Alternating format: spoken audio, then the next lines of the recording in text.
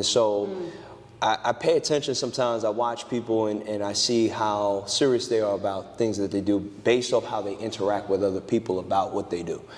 And so for a while I was always watching like, oh wow, you're like dedicated. Like you come in with the cart and you bring the bowls, and you know, you stay after class and you engage with people, and usually from the world of martial arts, it's the same practice. Like sometimes you can show somebody something and you have a 3-4 hour conversation with them afterwards, because the energy is so high in what you're delivering that it just transforms into something else. And I just wanted to really engage with somebody and talk with somebody that is a practitioner. So thank you for joining the show. I do talk a lot, so if you find that I'm talking too much, cut me off. And you know, tell the folks about yourself.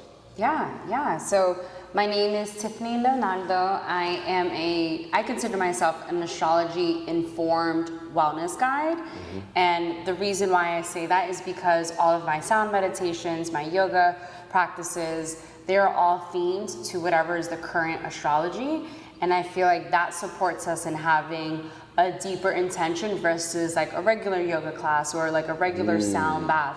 I always keep in mind what's happening astrologically. Yeah. Because nature impacts us, whether some people realize it or not, right? We're currently in the winter season, a time for restoration, a time for reflection and regenerative practices.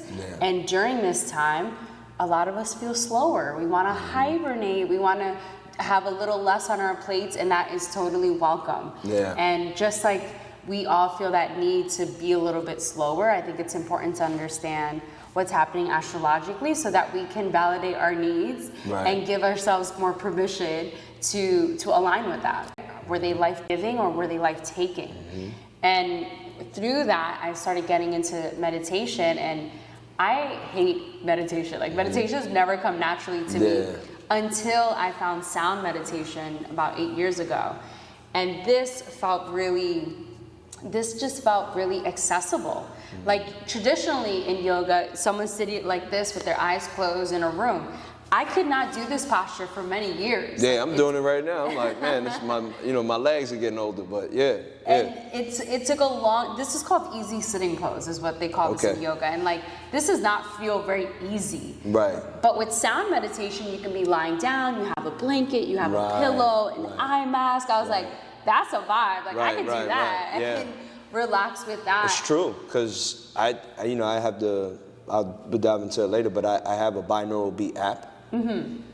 And man, like I have a hard time focusing. My brain can go in 20 different directions. Yeah.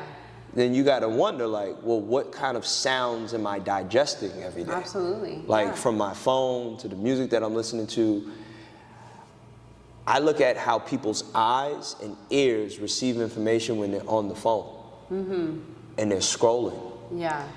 Now, we all do it, but if you watch a person that is not aware of themselves doing it, you understand like, wow, like this is like a literal form of magic and hypnosis. The same way how you do the yoga and the practice in itself, it's the same thing in the mechanisms that we use every day now. And so I wonder like, you know, if more people were aware of the modalities and the use of the modalities, same way people are aware of like food, I wonder if people implemented those things more proactively in their lives. I wonder if it would shift things. Like the same way you create that environment in your class, and then you know.